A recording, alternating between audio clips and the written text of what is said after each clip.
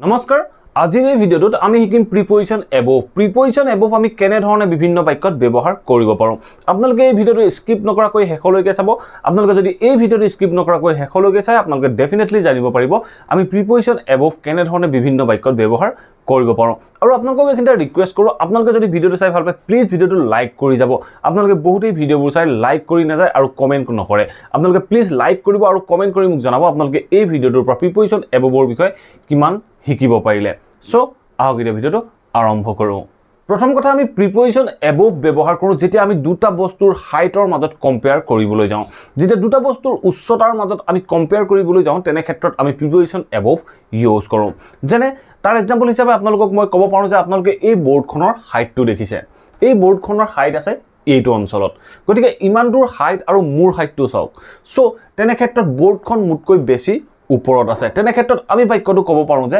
the board is above me the board is above me বৰ্ডখন মুটকৈ ওখ তেনে ক্ষেত্ৰত আমি above প্ৰিপজিশন ইউজ কৰিব পাৰোঁ নেক্সট এটা এক্সাম্পল চাওঁ নেক্সট এক্সাম্পলটো আমি চাব পাৰোঁ যে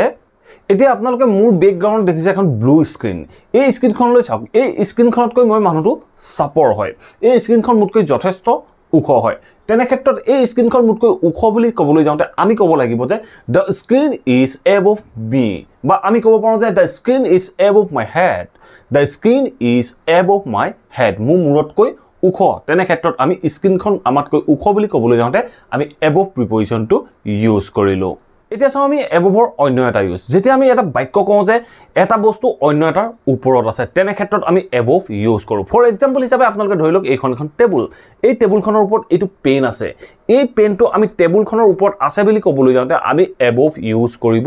নোৱাৰোঁ আমি কেনে ক্ষেত্ৰত এবভ ইউজ কৰিম এই পেনটো আৰু টেবুলখনৰ মাজত এটা গেপ থাকিব লাগিব এটা স্পেচ থাকিব লাগিব তেনে ক্ষেত্ৰত আমি এবভ ইউজ কৰিম কিন্তু এটা কথা মনত ৰাখিব আমি যেতিয়া একজেক্ট ওপৰত থাকে ধৰক মোৰ একজেক্ট মূৰৰ ওপৰত ফেনখন আছে তেনে ক্ষেত্ৰত আমি এবভ ইউজ কৰিব নোৱাৰোঁ আমি এবভ কেনে ক্ষেত্ৰত ইউজ কৰিম আপোনালোকক এটা ছবি আঁকি বুজাই দিবলৈ যত্ন কৰিছোঁ সো ফৰ এক্সাম্পল হিচাপে আপোনালোকে ধৰি লওক এইটো এটা গ্লাছ মই জাষ্ট এনে আঁকি দেখাইছোঁ আপোনালোকক এইটো এটা গ্লাছ এই গ্লাছটোৰ ওপৰত একজেক্ট ওপৰত আছে এটা কমলা আৰু অলপ সাইডৰ অলপ ওপৰত আছে এটা এপল এইটো হ'ল এপল এইটো হ'ল অৰেঞ্জ সো এতিয়া চাওক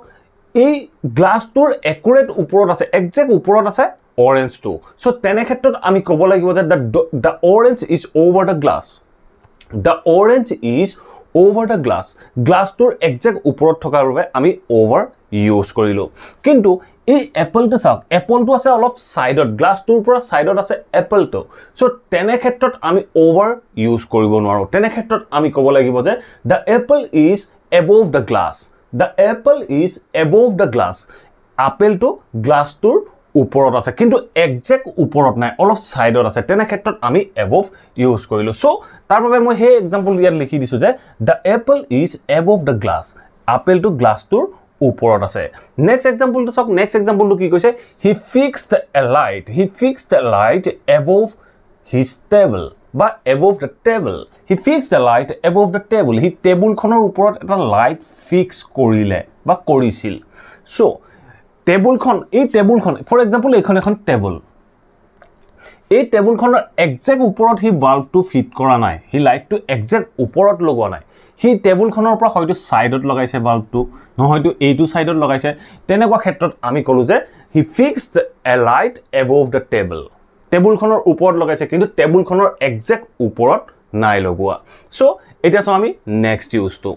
নেক্সট আমি এবভ ইউজ কৰোঁ যেতিয়া আমি ভাল বুজাবলৈ যত্ন কৰোঁ তেনে ক্ষেত্ৰত আমি এবভ ইউজ কৰোঁ যেতিয়া আমি বাক্যটোৰ দ্বাৰা ভাল বুজাবলৈ যত্ন কৰোঁ তেনে ক্ষেত্ৰত আমি এবভ ইউজ কৰোঁ সো তাৰ দুটামান এক্সাম্পল চালে আপোনালোকে ভালদৰে বুজি পাব সো ফাৰ্ষ্ট এক্সাম্পলটো কি লিখা আছে আপোনালোকে হয়তো নিশ্চয় স্ক্ৰীনত দেখিছে হি ৱৰ্কছ হি কাম কৰে কেনেদৰে এবভ মাই এক্সপেক্টেশ্যন হি ৱৰ্কছ এবভ মাই এক্সপেক্টেশ্যন হি মই যিমানটো এক্সপেক্ট কৰোঁ তাতকৈ বেছি ভালকৈ কাম কৰে তেনেকুৱা ক্ষেত্ৰত আমি এবভ ইউজ কৰিলোঁ খুব ভালকৈ কাম কৰে বা মই আশা কৰাতকৈ বেছি ভাল কাম কৰে তেনে ক্ষেত্ৰত আমি বাক্যটো ক'লোঁ এবভ মাই এক্সপেক্টেশ্যন আপোনালোকে যেতিয়া যিমান আপুনি ভাবিছিলে যিমান কৰিব বুলি ভাবিছিলে তাতকৈ যদি বেছি ভাল কৰি দেখায় তেনে ক্ষেত্ৰত আপোনালোকে ক'ব পাৰে যে এবভ মাই expectation বা আপুনি ক'ব পাৰে he performs above my expectation he performs above my expectation আপোনালোকে এনে ধৰণে বাক্যবোৰ ফৰ্ম কৰিব পাৰে এটা চাও নেক্সট এক্সাম্পলটো কি কৈছে the black pen is above the blue one in term of writing the black pen is above black pen to যেটো কলা পেন আছিল কলা পেন to above বেছি ভাল মানে কম্পেয়াৰ কৰিছে the black pen is above কলা পেন to বেছি ভাল above the blue one blue কালাৰৰ পেনটোতকৈ বেছি ভাল in term of writing লিখিবলৈ so আমি বাক্যটো কলো যে the black pen is above black pen to বেছি ভাল blue one নীলা কলমটোতকৈ in term of writing লিখাৰ ক্ষেত্ৰত so যেতিয়া এটা বস্তু অন্য এটা বস্তুতকৈ ভাল বুলি বুজাবলৈ যায় তেনে ক্ষেত্ৰত আপুনি above ইউজ কৰিব পাৰে so এতিয়া চাও নেক্সট ইউজটো নেক্সট আমি above ইউজ কৰো যেতিয়া আমি কোনো এটা লেভেলৰ কথা কওঁ কোনো এখন লিষ্টৰ কথা কওঁ তেনে ক্ষেত্ৰত আমি above প্ৰিপজিশন ইউজ কৰো যেনে আপুনি ক'ব পাৰে যে মোৰ ঘৰটো সাগৰতকৈ 500 মিটাৰ ওপৰত মোৰ ঘৰটো সাগৰৰ লেভেলতকৈ 500 মিটাৰ ওপৰত তেনে ক্ষেত্ৰত আপুনি above প্ৰিপজিশন ইউজ কৰিব পাৰে আপুনি ক'ব পাৰে যে হিমালয় পৰ্বত পাহাৰ সাগৰৰ লেভেলতকৈ 8800 মিটাৰ ওপৰত তেনেকুৱা ক্ষেত্ৰত আপুনি above প্ৰিপজিশন ইউজ কৰিব লাগিব সো তাৰ এক্সাম্পল হিচাপে মই এটা প্ৰথম বাক্যটো কৈছো যে the city is located above the sea level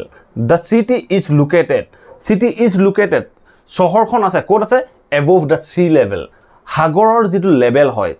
সমুদ্ৰৰ যেটো লেভেল হয় তাতকৈ ওপৰত আছে তেনে ক্ষেত্ৰত আমি বাক্যটো কলো যে the city is located above the sea level সাগৰৰ লেভেলতকৈ ওপৰত আছে নেক্সট এক্সাম্পলটো চাওক নেক্সট এক্সাম্পলটো কি কৈছে I saw your name মই তোমাৰ নামটো দেখিছিলো I saw your name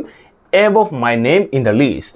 I saw your name মই তোমাৰ নামটো দেখিছিলো above my name মোৰ নামৰ ওপৰত তোমাৰ নামটো আছিল মোৰ নামটোৰ ওপৰত তোমাৰ নামটো আছিল in the list লিষ্টখনত মোৰ নামতকৈ তোমাৰ নামটো ওপৰত আছিল বা মোৰ নামৰ ওপৰত তোমাৰ নামটো আছিল তেনে ক্ষেত্ৰত আমি above প্ৰিপজিশন ইউজ কৰিলো আশা কৰো আপোনালোকে এই ভিডিওটোৰ পৰা নিশ্চয় বুজি পালে আমি above কি কাৰণত কেনে ধৰণে ব্যৱহাৰ কৰো যদি ভিডিওটো ভাল পালে প্লিজ ভিডিওটো লাইক কৰিব শেয়াৰ কৰিব আৰু কমেন্ট কৰি মোক জনাব আপোনালোকে অন্য কোনো প্ৰিপজিশনৰ বিষয়ে জানিব বিচাৰে নেকি যদি এই চেনেলটো এতিয়াও সাবস্ক্ৰাইব কৰা নাই প্লিজ সাবস্ক্ৰাইব কৰি অল নটিফিকেশন অন কৰি লব মই যেতিয়া এনে ধৰণৰ ইংলিশ লাৰ্নিংৰ ভিডিও আপলোড কৰিম আপোনালোকৰ লগে লগে নটিফিকেশন পাব আৰু লগে লগে ভিডিওবোৰ চাব পাৰিব থ্যাংক ইউ